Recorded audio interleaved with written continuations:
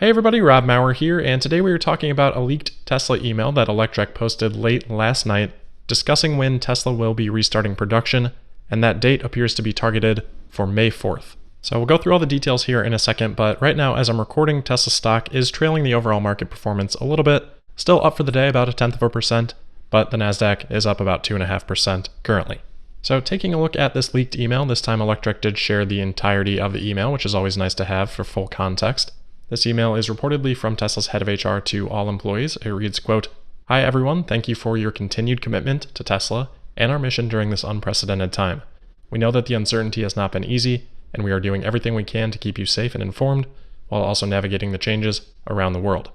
While we are continuing to keep only minimum critical operations running, we expect to resume normal production at our US facilities on May 4th, barring any significant changes. Until that time, it is important we take action to ensure we remain on track to achieve our long-term plans. Starting Monday, April 13th, we are implementing the below actions as part of a broader effort to manage costs. This is a shared sacrifice across the company that will allow us to progress during these challenging times." End quote.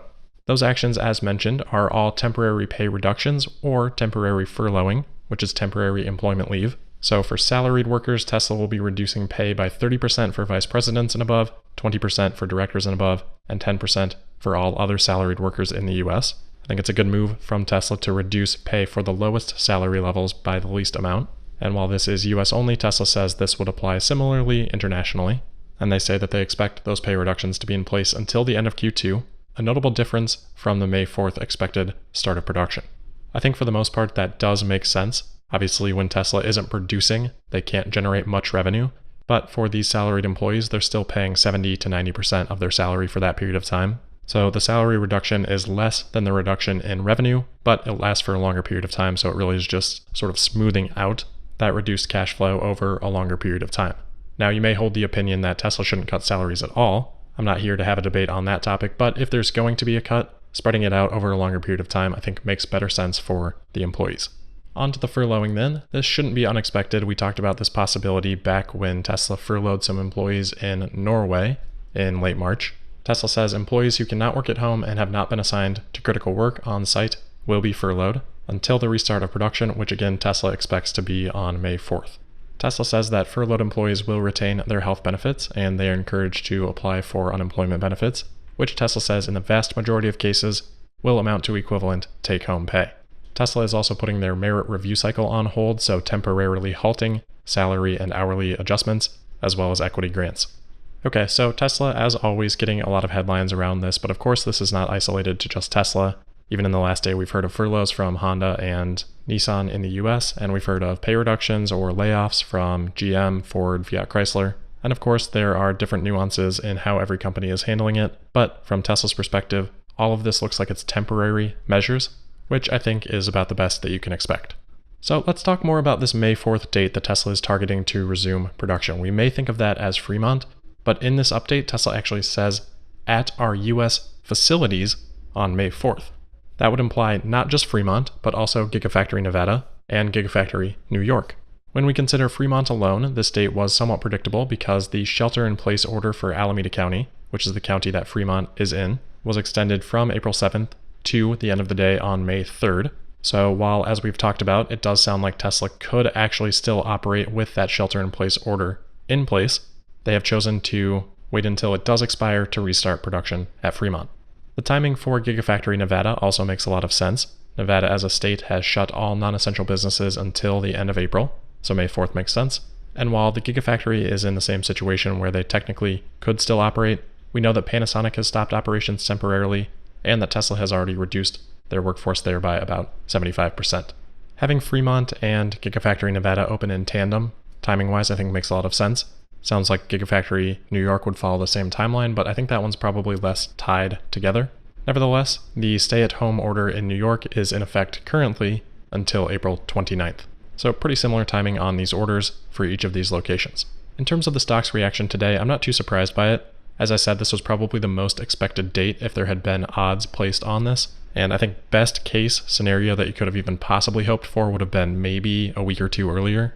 But beyond that, one of the themes that we've been talking about with the whole macro environment situation, with the Tesla situation, is that there are a lot of questions that need to be answered, and as those questions start to be answered, that's when stocks can start to rise.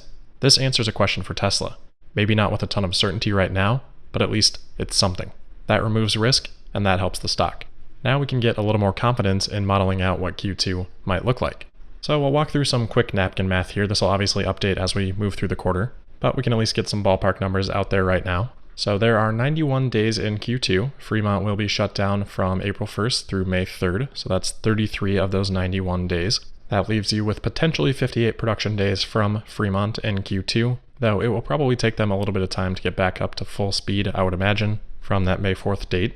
So if they're at half speed for that first week, maybe we throw in another 4 days of downtime to account for that, meaning we've got 54 production days left. We know that Fremont's producing about 1,000 per week, so that's at least 54,000 vehicles out of Fremont in Q2, but then we're left with a couple wildcards, which are of course the ongoing ramp-ups of Model Y and Gigafactory Shanghai. I expected Tesla to give us a little bit more information on those with the Q1 delivery and production numbers, but alas, they did not. Hopefully they'll share some of that during the earnings report. So at this point, we just have to work with some educated guesses. We know that Tesla was targeting production of Model Y of more than 1,000 per week by the middle of 2020. They've been pretty conservative with Model Y guidance so far, so let's assume that they hit that. This 54 production day estimate is a little bit more than 7.5 weeks, so at 1,000 per week, you could be looking at 7,500 Model Ys in that period of time. But again, they've been conservative, so I wouldn't be shocked with a number higher than that.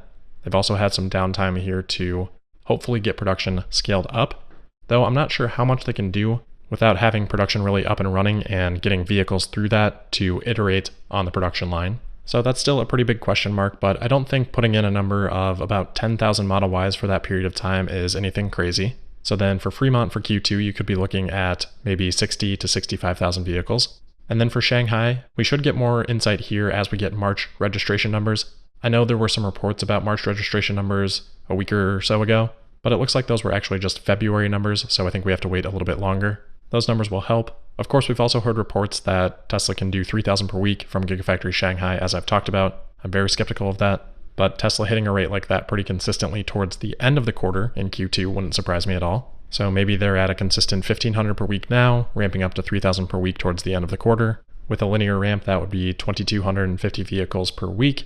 There are 13 weeks in the quarter. Generally, I use 12 though to account for some downtime throughout the quarter, which would be a pretty high error bar estimate of 27,000 for the quarter. Then you add that to the midpoint of the range that we just came up with for Fremont, and you're looking at about 90,000 total vehicles produced for Tesla for the quarter, maybe give or take 5,000. Obviously, still a ton of uncertainty around that number, but it is more certainty than we would have had yesterday. Now, I care more about production, but of course deliveries is a whole nother deal, and there's even more uncertainty there, but we do know that Tesla produced about 14,000 more vehicles in Q1 than they delivered, meaning their current inventory should be sitting just below about 30,000 vehicles. So they do technically have some cushion where they could over-deliver to production in Q2, but it's not something that I would expect, mostly due to allocation issues. Tesla does batch production, so generally production in the first part of the quarter is shipping internationally. Without that first month of the quarter production, Tesla's going to have a really tight window of maybe just 2 or 3 weeks where they can actually ship production to Europe. So a bigger portion of production than normal would have to be filled by the US, and we don't know of those 30,000 vehicles in inventory, how those are distributed geographically, but probably ideally for this quarter, it would all be in Europe, and that's most likely not the case.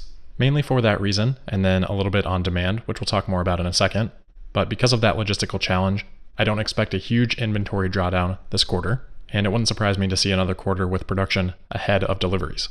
Now, on the demand side, we just saw Tesla sell about 88,000 vehicles in Q1, even with this whole situation unfolding. But my expectation has been for more of the economic impact to come during Q2. So I do see more demand risk this quarter than I did for Q1. That being said, I think it's helpful to contextualize what this Q2 may have looked like under normal circumstances, because without this, we're probably looking at Tesla producing, 130,000, 140,000 vehicles, and probably selling a number reasonably close to that. So let's assume, 120,000 or so. If Tesla produces 90,000 vehicles this quarter and we consider the logistical impact, I think 80,000 deliveries would be attainable. And if we put that up against the 120,000 that I believe Tesla could have probably achieved without all of this happening, 80,000 up against 120,000 is down 33%. That's essentially down in line with what the GDP is expected to be down for Q2. and we know that more of that GDP decline will be heavily focused in services businesses, so non-services GDP should be a lower decline than that. And while the auto market will certainly decline in Q2, Tesla is in a position where they're growing their market share, meaning they're less impacted by the decline. So from a demand perspective, I don't think 80,000, 90,000 vehicles is crazy for Q2. And we'll take a look at FactSet again closer to earnings, but I think that would probably be ahead of current expectations. Tesla last year in Q2 delivered 95,000 vehicles, so an 80,000 number would still be down about 16%, and then a 90,000 number would still be down 6%.